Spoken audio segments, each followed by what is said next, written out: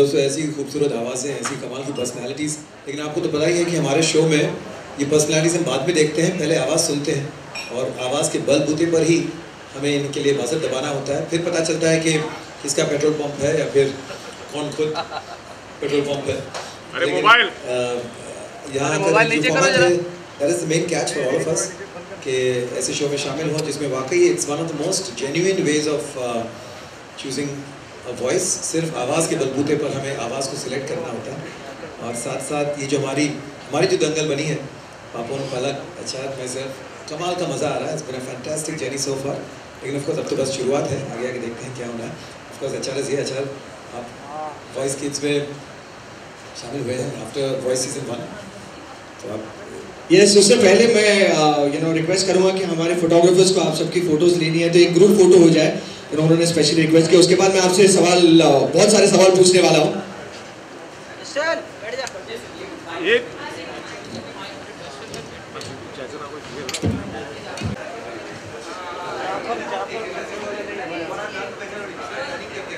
जाफर बैठा था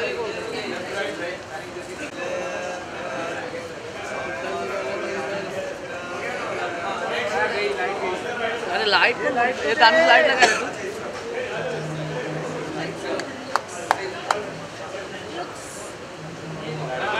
तू नीचे कर दे।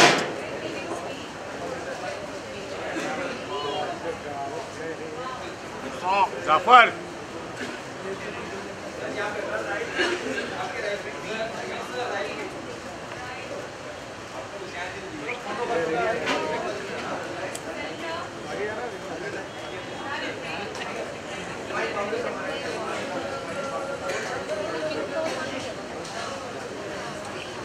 अरे ओ आदिल खालिद अरे खालिद रियलिटी शोज करने के बाद सारेगामा लिटिल चैंप्स जब मैंने किया तो वो सीजन 3 टाइम्स एक्सटेंड हुआ और पहली बार मैंने बच्चों के साथ I was interacting with the kids and मैं खुद I really relieved my childhood 10 महीने तक। और यहाँ पर नेक्स्ट लेवल के जो किड्स हैं मैंने वो टैलेंट विटनेस किया और मैं अपना बचपन है वो और जीने यहाँ पर आया हूँ वॉइस इंडिया किड्स पे, जहाँ पे मैंने पहला सीज़न सीनियर्स के साथ किया था, लेकिन बच्चों के साथ जहाँ पर ऐसे सिंगर्स मिल रहे हैं जो लॉन्च हो सकते हैं। मैंने 700 गाने ऑलरेडी मैं कर चुका हूँ। यूलिया बद्दूर के साथ जो मेरा अभी गाना एल्बम के लिए आया था वो मेरा 700 सॉन्ग था और मैंने अभी 700 नए गाने बनाए हैं। और मैं आपको ये बात कह सकता हूँ कि नेक्स्ट लेवल की जो सिंगर्स हैं जो बच्चों के रूप में लॉन्च हो सकते हैं, आपको अंदाज़ा भी नहीं होगा कि जब आप उनको सुनेंगे तो आपको लगेगा कि ये बच्चे नहीं हैं, ये सीधे लॉन्च हो सकते हैं। ये चीज़ मैंने अपनी करियर में अपने 700 सॉन्ग्स में कभी देखा नहीं है। ये नए गानों में मैं कितने ऐसे बच्चों को भी लॉन्च करने वाला हूँ जो बच्चे हैं ही नहीं है। एक्चुअली स्ट्रेट आपको वॉइस जब आप सुनते हैं तो आपको लगता है कि अच्छा ये तो लॉन्च हो सकते हैं। वो इस जनरेशन की खूबी है, वो लोग जानते हैं कि उन्हें क्या चाहिए। और मैं हमेशा समझता था कि मैं एक चाइल्ड प्रोटेजी हूँ, क्योंकि 13-14 साल की उम्र में मैंने बहुत सारे कॉम्पोजिशंस बनाए, सलमान भाई को सुनाए और उन्होंने मुझे बाद में लॉन्च किया। तो मैं हमेशा समझता था कि मैं बहुत यंग इस इंडस्ट्री में आया हूँ और बहुत young I am a child prodigy. लेकिन इन बच्चों से मिलने के बाद वॉइस के ये जो टैलेंट अभी हम लोग आपके सामने फोकस करने वाले हैं, मुझे ऐसा लगा कि अच्छा मुझे तो कुछ आता ही नहीं, इनसे मैं काफ़ी कुछ सीख रहा हूँ। बिकॉज 7-8 साल में 9 साल के बच्चे वो ऐसा म्यूज़िक के बारे में सुरज्ञान है, उनको श्रुतियाँ कैसे लगती हैं सुरों में वो पता है। Great talent, unconventional singing, modern singing, Indian classical singing, हर किस्म की सिंगिंग के लिए तैयार। और एक कंपोज़र अगर कोई गाना 2 मिनट में सुनाता और कहता है कि अभी उसे कंपोज जो मैंने किया है वो तो पिकअप सेंस जो होती है सिंगर में बहुत ज़रूरी होती है, जो लेजेंडरी सिंगर्स में हमेशा दिखाई देती है।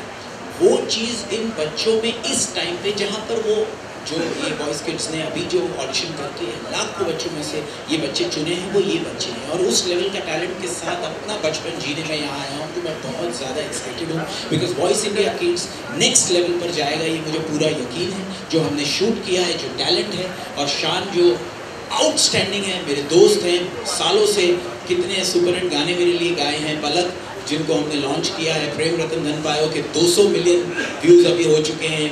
ये आइसक्रीम खाऊंगी सुपर हिट हो चुका है। तो इसके साथ मैंने कई गाने किए हैं।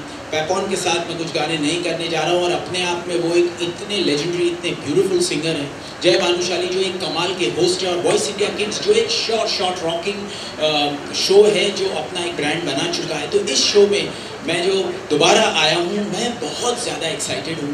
NTV की टीम बहुत इंटेलिजेंट है, बहुत फोकस्ड है, बहुत ज़बरदस्त है। एक एक बंदा जानता है कि क्या करना चाहिए। और ZTV और NTV मेरा घर है, क्योंकि दोनों कहीं ना कहीं सिस्टर कंसर्न है। तो NTV पुनीत जी की वजह से मैंने अपनी ज़िंदगी में पहला रुपया कमाया, जो क्योंकि मैंने 16 साल की उम्र में 7 सीरियल्स बनाए थे उनके लिए। तो मैं, ये मेरे लिए फैमिली है। बच्चों के साथ मैं बहुत एंजॉय करने वाला हूँ। आपको बहुत वो एंजॉयमेंट दिखेगी, बिकॉज अगर मैं दिल से वो एंजॉय करूँगा तो आपको वो दिखेगी। वो फेक नहीं लगना चाहिए, बिकॉज एक्चुअली जब हम इसे कहते हैं कि रियलिटी म्यूज़िक शो, तो वो रियल होना चाहिए।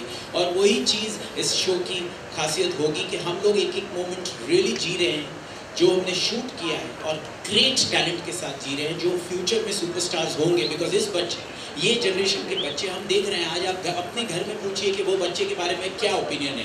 वो फेक वाली बात नहीं होनी चाहिए कि अच्छा हाँ ये बहुत अच्छा है, हम ये शो प्रमोट करने आए इसीलिए आप लोगों के सामने आए। लेकिन अपने बच्चों में अभी फैमिली में पूछिए कि आजकल के बच्चे कैसा गा रहे हैं।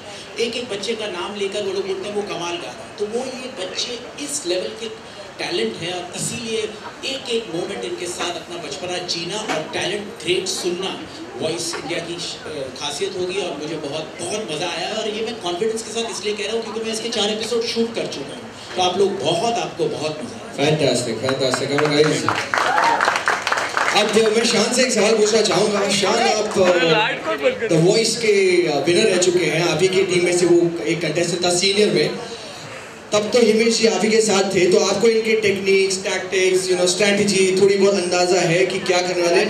ये 2 नए आए हैं, तो थोड़ा सा ऐसे लग रहा है कि भैया ये क्या पत्ते अपने बिछाने वाले हैं, कैसे करने वाले हैं, कुछ ऐसा चल रहा है आपके दिमाग में? जो क्या था कि पहले सीज़न के बाद सेकंड सीज़न जब किया, वॉइस किड्स किया, तो लगा कि यार शेखर, नीति दोनों नए हैं। मैं तो काफ़ी तजुर्बेकार हूँ, मैं जीत भी गया था नए दिग्गजों के साथ। तो लेकिन एक आध लाइन्स करने के बाद ही पता चला कि नहीं, कोई पुरानी जो भी तरकीबें हैं कोई काम नहीं आती। थर्ड सीज़न फिर वैसे ही हुआ। मतलब जब सलीम, बेनी दोनों नए थे, अरे इनको तो आटे में ले ही लूँगा, लेकिन ऐसा नहीं हुआ। और इस बार भी बिल्कुल ऐसा ही हो रहा है। हम दोनों कई बार बच्चों के खा जाते हैं कि हो क्या रहा है। और एक तो क्या है कि पलक खुद जो एज ग्रुप को हम जज करें उनकी काफ़ी करीबी है, तो कहीं ना कहीं एक कनेक्ट बन जाता है। She knows what is working. आजकल के बच्चे क्या पसंद करते हैं, बिल्कुल स्टाइल और खाने की कौन सी पकवान, और वो सारी बातें करती हैं। एंड ऑफ कोर्स पापोन का अपना, हम तो नाम रखें इनका प्यारे पापी पापोन, और इनका जो प्यारा पापी पापोन, बट इनका जो प्यारा पापी फेस है ना, तुम मेरे टीम में नहीं आओगी तो फिर मैं यही रो दूँगा पापोन सर करके चले जाते हैं।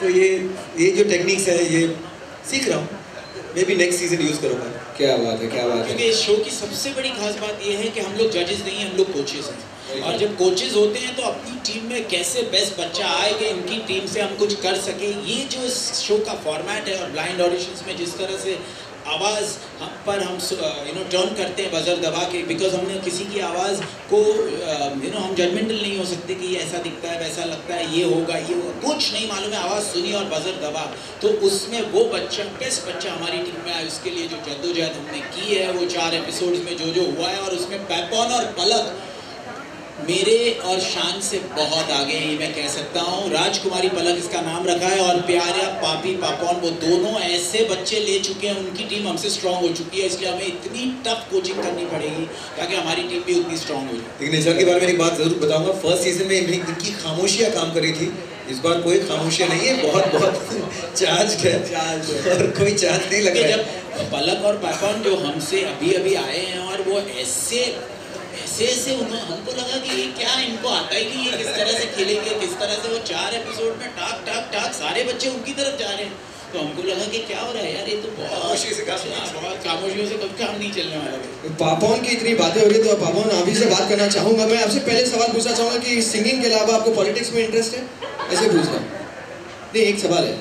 नहीं, क्योंकि मैं आपको बता देता हूँ, मैंने ऑडिशंस किए हैं। जब भी नॉर्थ ईस्ट से कोई आता था, हमारे बाकी तीनों कोचेस हैंड्स अप कर लेते थे कि भाई कोई दाल नहीं गलने वाली। इनके फैंस पूरे इंडिया में है, लेकिन नॉर्थ ईस्ट के तो मैं कह सकता हूँ कि अगर आपने कभी सीरियसली इस पे गौर किया तो आप आराम से CM भी बन सकते हो यहीं के। इतनी फैन फॉलोइंग है यार, कमाल के हैं भैया। जोरदार ताली हो जाए पापोन के लिए। सो आप बताइए आपका एक्सपीरियंस कैसा था अभी तक का वॉइस इंडिया किड्स में ऑडिशंस जो हुए हैं, लाइव जो हुए हैं, उसके बारे में? बहुत ही अच्छा रहा है क्योंकि my first reality show and ये अलग ही show. Luckily I think I got into the company of amazing people and the team and the concept इतना खतरनाक, इतना अच्छा है कि वही कुछ दिन पलक बोल रही थी है तो छोटी सबसे, और उस सेट पे हम तीनों के साथ बहुत बड़ी लग रही थी। हमने जैसे जैसे काम किए हैं हम तीनों ने बच्चे बन गए थे। सो ये कॉन्सेप्ट बहुत अच्छा है, तो बहुत मज़ा आ रहा है। और यहाँ पे जैसे HR ने कहा कि कोचेज़ हैं हम, सो और ये हम उनको टीम में नहीं लाते, वो हमें चुनते हैं। So it's like opposite. यहाँ पे मतलब हमारा कुछ है नहीं अभी तक लाइन में, जो भी हुआ है हम बस विनती करते रहे हैं और बहुत ज़्यादा मैडनेस हुआ है। टैलेंट सच में पापोन कितने भोले लग रहे हैं, इतने प्यार से बातें। अगर सच्ची में बता रहे हैं, ऐसा लगता है धीमे चैनल रखा हमने, प्यारा पापी पापो। और शान, तुम्हें नहीं लगता कि मुझे जेन्युइनली आज जब प्रेस वाले सामने हैं और हमने शो पे कहा है तो प्रेस वाले सामने इतना बड़ा मौका मुझे मिला है, मुझे तो कह ही देना चाहिए, जो शायद ये NTV वाले काट देंगे एडिटिंग में, लेकिन एक सच है जो 15 साल पहले, मैं आप लोग मीडिया में कोट कर सकते हैं, चाइना का सबसे बड़ा डॉन कौन था? पापोन का 15 साल पहले की हिस्ट्री किसको पता है? चलिए कोई तो हिस्ट्री होगी, मैं स्कूल में था। पापोन की 15 साल पहले की हिस्ट्री आप कहीं से नहीं जान सकेंगे, बिकॉज 15 साल पहले चाइना का सबसे बड़ा डॉन ये था जो यहाँ पर भाग के आया था मेंटल असाइलम से, और उसके बाद उसने सिंगिंग की। और सिंगिंग में मेंटल असाइलम का मतलब ऐसा कुछ नहीं है, कोई बच्चा बहुत ज़्यादा तेज भी हो सकता है, उसकी 6 सेंस काम करने लगी, वो कमाल का सिंगर बन गया। और 16 साल पहले का कोई रिकॉर्ड अगर पापोन का मिल जाए तो मैं ये मान लूँगा कि ये चाइना का डॉन नहीं था, क्योंकि मुझ पर मेरे पास ये इन्फॉर्मेशन है। और मैं आज आप लोगों के सामने जब ये बात कह रहा हूँ तब आप लोगों को लग रहा होगा या तो मैं रियलिटी शो प्रमोट करने के लिए कह रहा हूँ, या तो फिर आप लोगों को लग रहा होगा कि मैं कोई मजाक कर रहा हूँ। ना मैं मजाक कर रहा हूँ, ना मैं रियलिटी शो प्रमोट कर रहा हूँ। सच यही है जो प्रूव हो जाएगा कि 15 साल पहले चाइना का डॉन ये था। लेकिन सबसे बड़ी बात अभी तक आपके सामने नहीं खुली कि उसका हेंचमैन कौन था। एक आदमी था उसका हेंचमैन, और वो हेंचमैन वो था जो 24 साल पहले उसकी हिस्ट्री, 25 साल पहले की हिस्ट्री आपके पास नहीं होगी, जो भी होगी वो झूठी हिस्ट्री होगी, क्योंकि उसका एक हेंचमैन था 24 साल पहले जो आज का सबसे बड़ा रॉक स्टार सुपरस्टार है, जिसका नाम है शान। और वो रॉक स्टार सुपरस्टार इस चाइना के डॉन का हेंचमैन। ये बात आपको पता चलेगी मीडिया वालों, अभी हंस लो, अभी मजाक कर लो, आपको लगेगा शायद मैं मेंटल असाइलम से आया हूं, लेकिन सच ये नहीं है। सच यही है कि आप लोगों को जब पता चलेगा तब आप मेरी बात मानोगे। आपको पता चल चुका है सेट में क्या हुआ होगा ना, एपिसोड में समझ में आ रहा है। और HR कौन है? बातों से हमारे लॉयर। नहीं लेकिन एक चीज तो सुन, लॉयर बनना पड़ा बिकॉज जब किसी की पैरवी करनी पड़ती है तो आपको ये भूल जाना पड़ता है कि कौन चाइना का डॉन था या कौन उसका हेंचमैन है, कौन बुरा कौन अच्छा। वो आज इस बच्चों के कोच हैं, उनका लॉयर बन के मैंने उनका केस लड़ा है, और वो इस शो पे आप देखोगे, मुझे मालूम है कि वो लोग कैसे काट देंगे उस बात को, लेकिन आज ओपन रियलिटी शो में ये NTV वाले भी मुझे रोक नहीं पाएंगे। मैंने सच बोल दिया। क्या बातों से, लेकिन मुझे ऐसा लग रहा है हिमेश रेशमिया जी म्यूजिक डायरेक्टर कम रॉ एजेंट के ज्यादा लग रहे हैं। सारे किस्से इनको पता चल रहे हैं, भाई मैंने कुछ नहीं लफड़े किया है, खुद मेरे किस्से पे जाना भी नहीं। वैसे मैं सच में अपना पास भूल चुका हूँ कि जिस दिन से इन्होंने कहा है He's actually behaving like that to me off camera everywhere. क्योंकि सच ये था कि वो चाइना का डॉन जो इनका मेंटर था, उसने सुरखाब के 3, क्योंकि हाँ सॉरी मुझे भूल गया मैं, इनका जो मेंटर था चाइना का डॉन, उसने सुरखाब के तीर के 2 अंडे दिए थे, और वो 2 अंडे क्या थे वो आपको पता चलेगा। बेतुकी बातें आपको प्रेस कॉन्फ्रेंस में कभी नहीं मिलेगी। ओपन प्रेस कॉन्फ्रेंस में किस आदमी ने हिम्मत की है इस तरह से बेतुकी बातें करने की? प्रेस कॉन्फ्रेंस में बहुत सी लोग बातें होती हैं, लेकिन सुरखाब के तीर के वो 2 अंडे 1 साल बाद सच्चे थे, झूठे नहीं थे, मेंटल असाइलम के नहीं थे। ये आपको पता चलेगा जब पापोन की हिस्ट्री 16 साल पहले की आप लोग निकाल के मुझे बताएं। क्या बात है, आज मुझे हिमेश रेशमिया में एक और चीज पता चली है सुरखाब कि वो गा भी सकते हैं, वो म्यूजिक डायरेक्टर हैं, बहुत कमाल के एक्टर हैं, और आने वाले CID के एपिसोड भी लिख सकते हैं। इतने मतलब कमाल की स्टोरियाँ लिखी। ठीक है सर, ठीक है, आप आपके पास 1 साल है, ठीक है, आप लोगों का टाइम चल रहा है, लेकिन ठीक है। ये लोग हिट शो देकर ये आए और बोलते हैं आप लोगों का टाइम चला है यार, तालियां हो जाए हिमेश जी के लिए यार। लेकिन आप लोगों से मिलकर बहुत ज़्यादा खुशी हुई और इस विश्वास के साथ कि इस बात को आप सच मानेंगे। मेरी आंखों में देखिए वो सच्चाई। 16 साल पहले की हिस्ट्री गूगल कर लीजिए, आप लोग तो प्रेस वाले हैं ना, कमाल है सर। आपको अभी वायरल हुआ है, मुझे भी लग जाएगा, लेकिन सच यही है, 16 साल पहले की हिस्ट्री आपको पता चलता। क्या बात है, 16 साल बेसिकली टैलेंट इस लेवल का इस शो का, उसके बाद हम नहीं करने वाले हैं। इतना लेवल का टैलेंट है कि हम बौखला गए, हम अंडों की बात भूल गए, हम ऐसा हो गए। बट टैलेंट के बारे में अगर मैं कहूँगा तो ये भी बात उतनी सच है। टैलेंट के बारे में तो क्या, ये एक प्रथा रही है वॉइस की कि वो ग्रेट टैलेंट इंटरनेशनली जो सबसे बड़ा शो रहा, आज इंडिया में भी उस लेवल का शो बन चुका है कि एक NTV की अपनी पहचान अगर बन गई है, तो इतने सीजन्स उन्होंने किए हैं। तो voice India is such A brand कि ग्रेट वॉइस तो ही बजर दबेगा, और वो चीज़ हम लोगों को सबको ये लगा कि ये टैलेंट कमाल है। उस टैलेंट के साथ साथ इतनी रियलिटी जो हमारे सामने इस रियलिटी शो में आई, ये इस बात की गवाही है, इस बात की देखो मैं पागल हो चुका हूँ, क्योंकि डर तो लगता ही है, कभी 16 साल पहले वाला जानवर जाग उठा तो क्या होगा। क्या बात है, 16 साल के बारे में हम इतनी बातें कर रहे हैं, तो चलिए अब वो 16 साल के हमारे कोच से भी बात कर लेते हैं। पलक मुचाल, पलक मैं आपसे जानना चाहूँगा, वैसे हर कोई सवाल पूछता है कि what is the reason behind क्या कहते हैं पलक की वो हमारे शो में आई।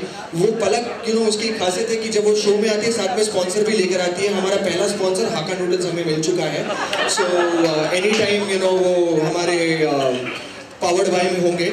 लेकिन पलक मैं आपसे जानना चाहूँगा, इतने बड़े बड़े कोचेस के सामने आप आ रही हैं, आपका फर्स्ट रियलिटी शो है, सो कभी कभी ऐसा नहीं होता मतलब जब कंटेस्टेंट्स दूसरे किसी टीम में जाते हैं तो फिर में अचानक से इरिटेशन हुआ हो, या फिर अचानक से ऐसा लगा हो कि ये क्या चल रहा है, या फिर किस तरह से? वैसे बता दो कि हमारी शो की बाबी डॉल है, जितनी भी प्यारी प्यारी छोटी छोटी बच्चियाँ आई थी वो सीधा मतलब एक ही चीज़ कह रही थी कि मुझे तो पलक की टीम में ही जाना है, बिकॉज उनका जो ड्रेसिंग सेंस है, उनका फैशन है, मुझे बहुत पसंद आता है। अब आप बताओ आपको कैसा लगा? और एक बात पलक के लिए मैं ज़रूर कहना चाहूँगा कि वो उसमें कोई कंट्रोवर्सी नहीं है, और वो सचमुच इन बच्चों के लिए, बच्चों ने इनका नाम क्या रखा है पता है? राजकुमारी पलक, क्योंकि वो बहुत स्वीट है और सब इनकी टीम में जाना चाहते हैं। Yes Palak, you can continue. मेरे लिए बहुत ज़्यादा एक्साइटिंग जर्नी रहेगी ये, अभी से मैं बहुत ज़्यादा एक्साइटेड हूँ। ऑलरेडी एक फेमस ब्रांड है द वॉइस किड्स, और मेरे लिए ऑनर की बात है स्पेशली ये कोच पैनल शेयर करना HR के साथ, शाह जी के साथ, पापौन जी के साथ। HR के साथ मैंने अपना पहला गाना गाया था when I was 14 years old. He's actually launched to me to this industry. So मेरे लिए बहुत बड़ा ऑनर है ये कोचेस पैनल शेयर करना।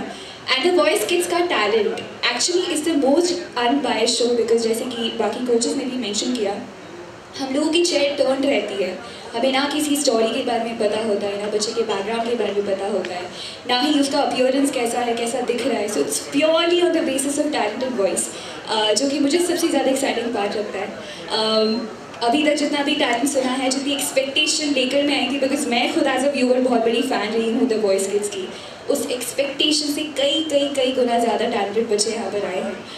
उम्मीद करते हैं हमें जितना प्यार मिल रहा है अभी तक, हमें जितना मज़ा आ रहा है, जैसे कि कोच पापौन ने कहा, मैं सबसे छोटी हूँ यहाँ पर, but when I am on this set मुझे ऐसा लगता है मैं सबसे ज़्यादा बड़ी हूँ।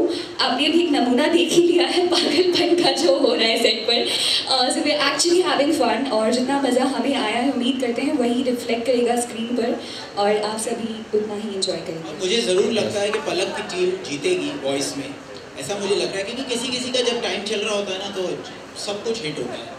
पलक का मैंने कितने गाने किए हैं, कोई गाना 40 million, 50 million, 60 million, 70 million, 80 million होता है। पलक का ऑलमोस्ट माने मेरा जो प्रेम रतन धन पाए हुए है वो सीधा 200 मिलियन है। 200 मिलियन व्यूज़ कितने गाने होते हैं, शायद 5 या 6 गाने हुए होंगे पूरे इंडिया बॉलीवुड में, वो पलक का गाना है प्रेम रतन धन पाए। So it really deserves all because of Himesh ji, all because of Himesh। Voice is out. तो चलिए फिर शो के बारे में, हमारे कोचेस के केमिस्ट्री के बारे में तो आप सब जान ही चुके हैं, तो आपको एक छोटी सी उसकी एक झलक दिखा देते हैं। एक छोटा सा प्रोमो हम यहाँ पे आपको दिखाएंगे और बताएंगे कि किस तरह से हमने मस्ती की है।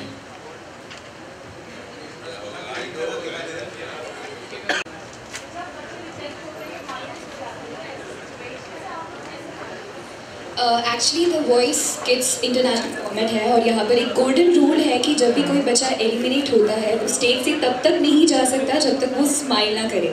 सो जो बच्चे सिलेक्ट होते हैं उससे ज़्यादा टाइम हम स्पेंड करते हैं जो एलिमिनेट होते हैं उन पर, उन्हें हंसाने के लिए, उन्हें बेटर फील करवाने के लिए, बिकॉज ये याद कि उन्होंने द वॉइस में पार्टिसिपेट किया उनकी ज़िंदगी में एक खुशी वाली याद होनी चाहिए हमेशा। So we make sure that the child is happy when he's actually back home. I remember one small point that in the battles, the very sweet thing they have done, which I was really happy with, कि 3 बच्चे करते हैं ताकि 2 एक साथ बाहर निकले, अकेला ना लगे कि I'm going alone. So there's a very nice vibe happening. It's not that you're going out of a show. It's just the day that आज का आपका नहीं हुआ तो कोई बात नहीं. It's really really sweet.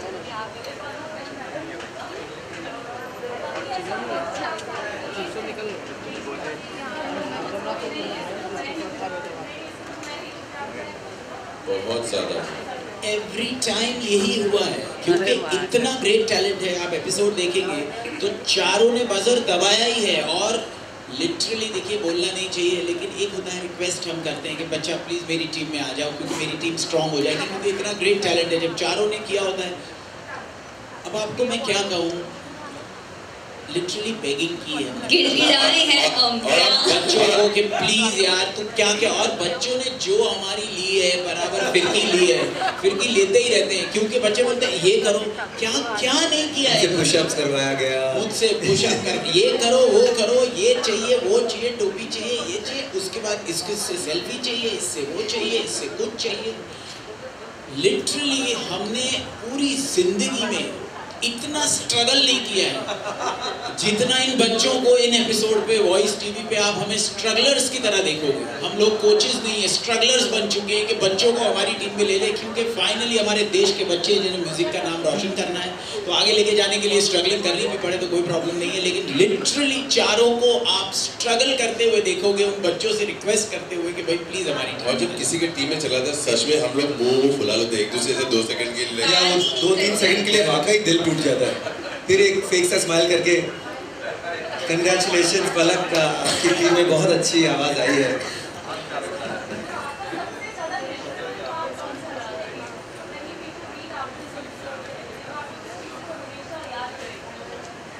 इस वॉइस ब्लाइंड्स के जो शूटिंग में कुछ ऐसी मेमोरेबल चीजें हुई हैं जिनको, एक तो आपको पता है एक साइड ट्रैक चल रहा है सुरखाब के तीर के 2 अंडे, वो एक साइड स्टोरी चल रही है कि जब भी हम बोर हो जाते हैं, थक जाते हैं या मतलब वहीं अभी से शान लवर्स कर रहे हैं जैसे कि साइड ट्रैक है, यानी कि एपिसोड का कोई रिटन स्क्रीन प्ले है जो एनटीवी ने दिया। नहीं ऐसा नहीं है, ये अचानक से हो गया, ये सिर्फ पलक को एंटरटेन करने के लिए। मैं ये बात बार बार कहूँगा जब तक ये सच है, ये कंट्रोवर्सी, ये प्रमोशन नहीं है।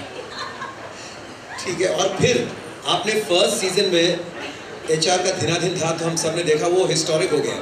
अब इसकी एक नई ट्विस्ट है, अब हम धीनाधीन धा सिर्फ वो अनिल कपूर स्टाइल में नहीं करते, अब धीनाधीन धा आप देखेंगे अलग अलग लेजेंड्स के स्टाइल में, अलग अलग लोगों की तरह धीनाधीन धा जो हम सब ने किया है, ओ माय गॉड, और वो बच्चे जो करवाते हैं हमसे, और रियली ये बच्चों के चेहरे पे वो मुस्कान जब आती है ना तो ऐसा लगता है कि इतनी स्ट्रगलिंग जो हमने की है वर्थ इट है, बिकॉज उस बच्चे की चेहरे पे जो मुस्कान है वो इतनी इनोसेंट है और इतनी मेहनत करके कहाँ ऑडिशन करके अपने टैलेंट की वजह से वो यहाँ तक पहुँचा है। हज़ारों लाखों बच्चे ऑडिशन करते रहते हैं तब ये राउंड्स में पहुँचते हैं और फिर वो इतने दिल से गाते हैं, इतनी उम्मीदें होती हैं इनके पेरेंट्स की होती है। लेकिन अब सबसे बड़ा जो मुझे पर्सनली खुशी इस बात की होती है कि सिर्फ 100 पिक्चरें और 500-600 गाने जो बॉलीवुड में आते हैं उसके लिए ये बच्चे या ये टैलेंट मोहताज नहीं है। आज वर्ल्ड वाइड वो लाइव शोज़ कर सकते हैं, वो अपने सिंगल्स लॉन्च कर सकते हैं, एक पब्लिक से कनेक्ट कर रहे हैं, और कितने ऐसे सुपरस्टार्स बच्चे हैं डिजिटल वर्ल्ड से हैं, एनटीवी से हैं,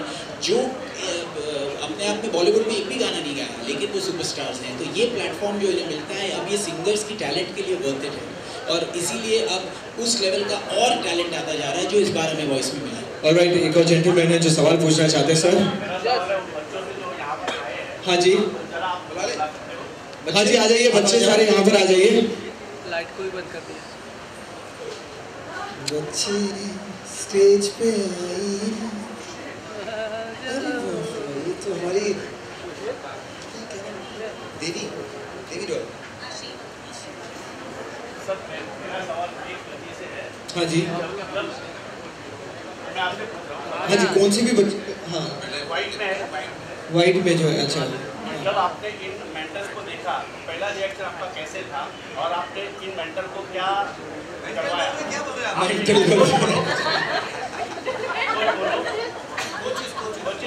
तो आपने आपका क्या रिएक्शन था जब आप पहले मिले और आपने उनको जैसे उन्होंने कहा कि हमसे बहुत कुछ करवा के लिया, तो आपने किससे क्या करवाया आप बताना चाहते हो? ये तो आप लोगों को 11 तारीख को पता चला।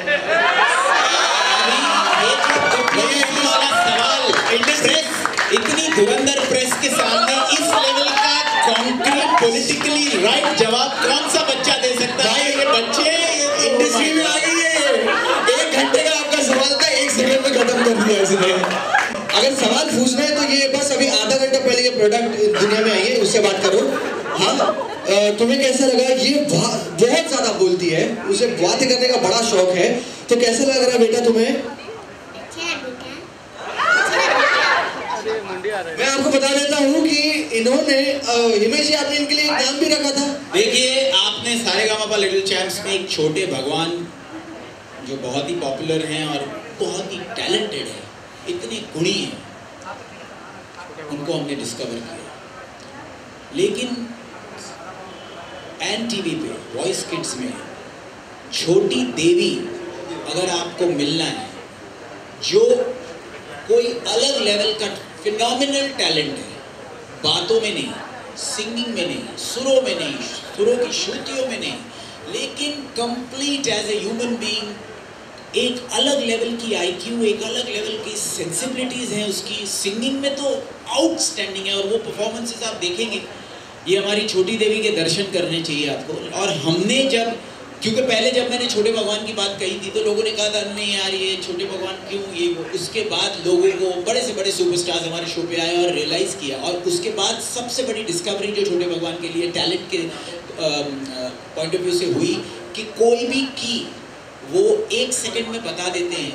जब आप कोई भी सुर गाओ तो ये एफ शार्प है, ये ए फ्लैट है, ये बी फ्लैट है, ये बताना बड़े से बड़े धुरंधर के लिए इम्पॉसिबल है। वो 5 साल की 6 साल की उम्र में वो बच्चा 2 सेकंड में बताता है। ये बात जब रियलाइज हुई तो तब पता चला कि ये छोटे भगवान नाम कितना जस्टिफाइड था।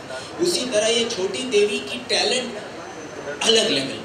वो सोचोगे, देखोगे, तब आपको रियलाइज होगा कि बच्चे किस रूप में, बच्चे अगर भगवान का रूप हैं, लोग ये कहते हैं अल्लाह का रूप है, तो वो हैं, और वो आपको इनके रूप में दिखाई देगा।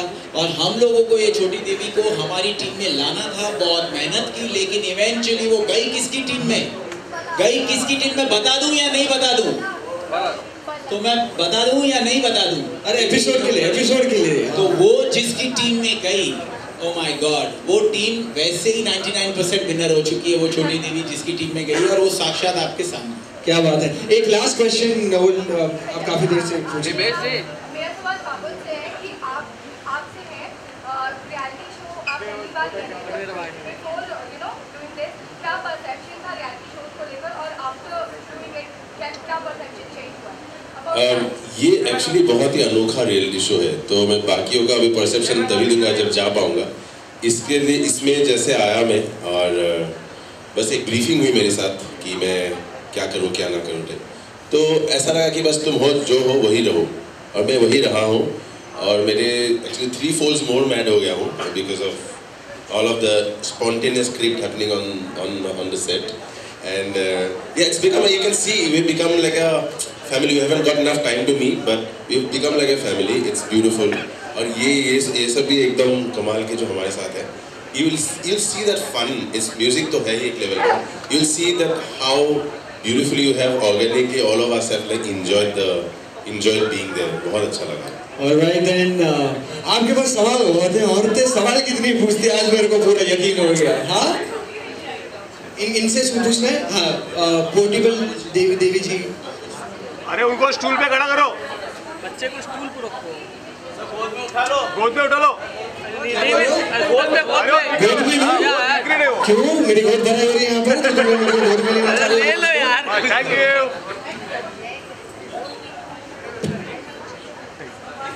हाँ जी,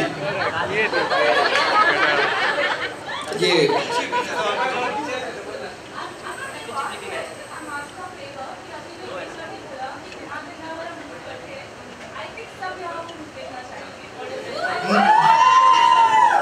चलिए सबसे पहले मैं ये कहूँगा कि दीनादिन दा किस एक्टर के रूप में देखना चाहते हैं वो बहुत ज़रूरी है। हाँ, इसने ये जवाब भी दे दी कुछ। मुझे वो नहीं आता है। अच्छा ओके, नहीं लेकिन हाँ आप सर कुछ बोल रहे थे सर। हाँ, दीनादिन दा अलग अलग एक्टरों के रूप में कि भाई अगर अनिल कपूर जी दीनादिन दा करेंगे तो हमने लखन में देखा है, लेकिन दीनादिन दा अगर देव आनंद करते या मिठुन दा करते या राजेश खन्ना जी करते और शत्रु जी करते और धर्म जी करते तो किस तरह करते, वो वाली जो एक्साइटमेंट हम लोगों को करते वक्त मज़ा आया, आपको देख के मज़ा ज़रूर आएगा। और यहाँ म्यूज़िक क्योंकि दीनादिन दा नहीं है हमारे पास, अगर होता तो आपको ज़रूर करके दिखा देते, लेकिन वो दीनादिन दा आप एपिसोड में देखिए, दिल खुश हो जाए। कुछ तो एपिसोड के लिए रखिए, सब कुछ इधर ही देख लेंगे तो फिर आप ही नहीं देखेंगे, हमारे टीआरपी जाएंगे। ठीक है ना, थैंक यू सो मच। और कुछ सवाल है? नहीं फिर हम सब इधर बहुत फुर्सत में हम सब बैठे हैं यहाँ पर। Thank you. तो चलिए फिर बॉयज़ किड्स सीज़न 2 ऐसे टाइम पे आ रहा है जब मतलब एक अच्छा सीज़न भी है, इट्स टुवर्ड्स सेलिब्रेशन। अब पोस्ट दिवाली एक सीज़न भी कमाल होता है, और साथ साथ मुझे लगता है कि पिछली बार भी कुछ इस टाइम पे ही बॉयज़ किड्स आया था और बहुत लोगों ने बहुत उसे प्यार दिया था। सो आई एम श्योर साथ साथ जो रियलिटी शोज़ की भीड़ अभी थोड़ी सी कम है, और जस्ट लिटिल चैम्प्स का जो हैंगओवर है वो अभी तक ऑफकोर्स पूरे विश्व में है। तो I think it's a very good time for boys kids season 2 to start, और बहुत अच्छी स्टार्ट मिलने वाली है हमें, काफ़ी हमें कॉन्फिडेंस है क्योंकि टैलेंट भी ऐसा कमाल का है। एक बार कोई इस शो से मतलब जुड़ जाए फिर मुश्किल है इससे छूटना। तो मुझे लगता है कि इस सीज़न में हमें और भी ज़्यादा सक्सेस मिलेगा और भी ज़्यादा प्यार मिलेगा, और इसी उम्मीद के साथ सीज़न में हम आ रहे हैं। ओके शान, जैसे कि हमने देखा आपने गणपति के लिए इस गणपति फेस्टिवल में आपने अपना गाना गाया था, तो नेक्स्ट ईयर हम ये एक्सपेक्टेड थे कि आपके साथ इस साल का कोई फेस्टिवल हो सकता है, उसके ज़्यादा आप गाना चाहेंगे? नहीं, गाने तो बनते ही रहेंगे, गाने चलते रहेंगे, और होपफुली हम सब कुछ ना कुछ मतलब टेलीविज़न फिल्म से अलग परे अपना कुछ करेंगे। जैसे मैंने अभी एक सिंगल भी रिलीज़ किया है सुरीली, जो काफ़ी लोग पसंद कर रहे हैं, लेकिन वो अलग बात है। टेलीविज़न में ऑफ कोर्स बच्चे गाने गाएंगे, उनके साथ साथ हम भी काफ़ी अपने गाने भी करेंगे, वादे भी करेंगे। So you can expect the unexpected from boys kids, कुछ भी हो सकता है। जिसने आपको लॉन्च किया देखा जाए, जैसे उनके साथ में बैठे हुए आप देखकर जज कर रहे हैं, किस तरह का फीलिंग है? मेरे लिए बहुत ऑनर की बात है, और यहाँ पर उनके साथ ये सीट शेयर करना मेरे हिसाब से एक एक्सपीरियंस होगा, मेरे लिए लर्निंग एक्सपीरियंस होगा। जिस तरह अपने करियर में मुझे बहुत सारी टिप्स देते आए हैं हिमेश जी हमेशा, पहला गाना करवाएं। इनफैक्ट मेरी जो लिस्ट है गानों की उसमें सबसे ज़्यादा गाने मैंने हिमेश जी के लिए गाए हैं। सो उनसे मुझे I think the voice kids में भी बहुत कुछ सीखने को मिलेगा, और उसी नज़रिए से। वैसे इत्तेफाक से मैंने भी जितने गाए हैं सबसे ज़्यादा गाने मैंने प्रचार के लिए गाए, और अभी तो गा रहे हैं क्योंकि 700 गाने मेरे ऑलरेडी आ चुके हैं। यूलिया बंतूर के साथ जो आपसे मौसीकी एल्बम का मेरा इस साल जो गाना आया एवरी नाइट एंड डे, वो मेरा 700 सॉन्ग था, और लास्ट 2 साल में मैंने 700 नए गाने बना लिए हैं, जो एक बहुत बड़े प्रोजेक्ट के ज़रिए आपके सामने बहुत ही जल्द, बहुत ही कम समय में आपके सामने बहुत बड़े लेवल पर म्यूज़िक इन्वेजन के तौर पर वो गाने आएंगे। बॉलीवुड में भी अलग तरीके से भी, लेकिन वो छोटी तरीके से नहीं होंगे, बहुत खूबसूरत कॉम्पोजिशन से और बहुत बड़े लेवल पर, नेक्स्ट लेवल पर वो प्रोजेक्ट आ रहा है। और पलक, शान, पेपॉन या बहुत सारे ग्रेट जो टैलेंटेड सिंगर्स हैं वो ही उसका हिस्सा बन सकते हैं, और वही हैं उसका हिस्सा, बिकॉज़ इतने ग्रेट सिंगर्स होने से ही वो गाने नेक्स्ट लेवल पे खिलते हैं। तो वो अब नेक्स्ट म्यूज़िक देने के लिए मैं पूरी तरह तैयार हूँ, और वॉइस किड्स में जो वेटरन हमारे शान के साथ और रॉक स्टार पेपॉन के साथ और सुपरस्टार पलक के साथ जो मज़ा आ रहा है काम करके, जो इन बच्चों के साथ इंटरेक्ट करके जो एक अपना बचपन हम जी रहे हैं, वो बहुत ज़्यादा इम्पॉर्टेंट है। और वो बचपन, वो मज़ा, वो एंटरटेनमेंट के साथ एक नेक्स्ट लेवल का टैलेंट, जो अभी सारेगामापा लिटिल चैम्प्स में मैंने एक 3 टाइम्स एक्सटेंडेड सीज़न किया है, इतना लंबा चला है वो शो, और एक ग्रेट टैलेंट के साथ ये पता चला है कि भाई मैं अपने आप को जो एक चाइल्ड प्रोडिजी समझता था कि 14-15 साल की उम्र में मैंने इतने गाने बनाए जो सलमान भाई ने मुझे ब्रेक दिए, और मैंने बहुत जल्दी उम्र में शुरुआत किया, लेकिन ऐसा नहीं है। आज के बच्चे 10 गुना उससे ऊपर हैं, और वो वॉइस किड्स के जो टैलेंट है वो कोई अलग लेवल पर है, और उनको कोच करके नेक्स्ट लेवल पे लेके जाने में जो खुशी हो रही है, और जो हम लोग मज़ा कर रहे हैं, बिकॉज हमारी टीम में उन्हें लाने के लिए जो स्ट्रगल करवा रहे हैं बच्चे, हम चारों कोचेस से, वो देखने लायक होगा। और ये शो एंटरटेनमेंट के साथ ग्रेट टैलेंट और बहुत अच्छे संस्कार जो माँ बाप के लिए होने चाहिए, जो पूरे फैमिली को साथ में बैठ के वो देख सकें, और बहुत सारी चीज़ें हमने इन बच्चों से सीखी है और आप भी सीखेंगे।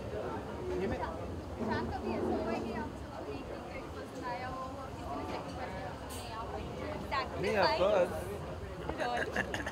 यहाँ सैक्रिफाइस का कोई उम्मीद, और सैक्रिफाइस कभी कभार स्ट्रेटजी के हिसाब से एचआर ने ट्राई किया है कि ठीक है तुम तो मैं देख रहा हूँ तुम वहीं जाना चाहती हो तो ठीक है तुम चले जाओ, मैं तुम्हें नहीं रोकूंगा, और टीम के बैलेंस के हिसाब से। और हाँ ऐसा एक दुखी चेहरा बना के कहते हैं कि लगता है कि नहीं मैं वहाँ गई हूँ तो देखिए ऑलरेडी इतनी दुखी हो गए हैं तो फिर मैं एचआर की टीम में ही जाऊँगी। ऐसा हुआ है, रिवर्स साइकोलॉजी यूज़ हुआ है, लेकिन सैक्रिफाइस यहाँ कभी नहीं हुआ है। इमोशनल ब्लैकमेल हुआ है। मेरी खामोशियाँ हमेशा बोलती थी। वो पहले सीज़न में काफ़ी वर्क की, लेकिन इस बार पलक के सामने, शान के सामने और पेपॉन के सामने खामोशियों को बार बार बोलकर वो स्ट्रेटजी को अपनाना रॉन्ग था। फुल ऑन बच्चों को अपने साथ में, अपने के टीम में लाने के लिए बहुत कुछ करना पड़ा, बहुत मेहनत करनी पड़ी, बहुत स्ट्रगल करनी पड़ी, और तभी मिला धीनादिन दा। लेकिन इस बार धीनादिन दा बहुत अलग तरीके से मिल रहा है। हर बार कभी शान मिथुन दा बन जाते हैं, कभी राजेश खन्ना जी बन जाते हैं, कभी हम गोविंदा जी बन जाते हैं, धर्मेंद्र जी बन जाते हैं, और पेपॉन से भी हमने धीनादिन दा पे अलग अलग किस तरह नचाया है और पलक को भी नचाया है। वो अलग अलग धीनादिन दा भी बहुत बड़ा हाईलाइट है शो के।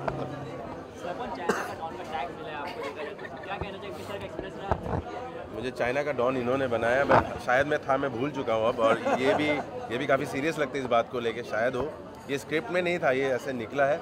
कहने का मतलब ये है कि म्यूज़िक के आगे भी इतना ज़्यादा हमने एंजॉय किया शो को कि ये सब बातें इसलिए निकली है। कोई स्क्रिप्ट नहीं था ये पूरे शो में, हम लोगों ने जो किया, जो मन किया हमने किया। कोई स्क्रिप्ट नहीं था, कुछ बताया नहीं गया था हमें। उन्होंने शुरुआत में एक बार थोड़ा सा हमें बताया गया कि ऐसा होगा, फिर आई थिंक 2 घंटे में उनको समझ में आया कि इनको कुछ बताने का तो अब सीन ही नहीं है, निकल चुके हैं आगे। So music was very important, music was very good, high quality मेरे लिए। मैं क्योंकि मेरा पहला शो है तो इतना हाई स्टैंडर्ड कि मुझे समझ नहीं आने लगा बाद में कि ये अच्छा है कि मैं कहीं भी बजर दबा रहा था, मतलब कुछ भी हो रहा था। It's very high standard and इतना मज़ा आया है, वो आपको दिखेगा ही पक्का। फाइनली सबसे फेवरेट कंटेस्टेंट कौन है आप लोग का? सभी पैकेज का अगर नाम लेना चाहेंगे आप? हाँ, सबके फेवरेट कंटेस्टेंट किसी और की टीम में है, समझे? वही है, ऐसा लग रहा है। लेकिन एक का नाम पॉसिबल ही नहीं है, क्योंकि हर बच्चे के लिए हमने स्ट्रगल की है। तो वो जो बात है, यहाँ लाखों बच्चों में से ये बच्चे ऑडिशन होके आए हैं, तो एक एक बच्चा इतना अच्छा है कि आप कैसे बोल सकते हो कि भाई इस वक्त कौन सा एक बच्चा वो है। आपकी टीम के लिए आप स्ट्रगल कर रहे हो अपनी टीम बनाने के लिए, लेकिन अब नेक्स्ट लेवल पे जब कोच करके वो फिर से मैदान में अगले राउंड्स में आएंगे, तब और पता चलेगा कि वो किस लेवल पे जा रहे हैं। Thank you.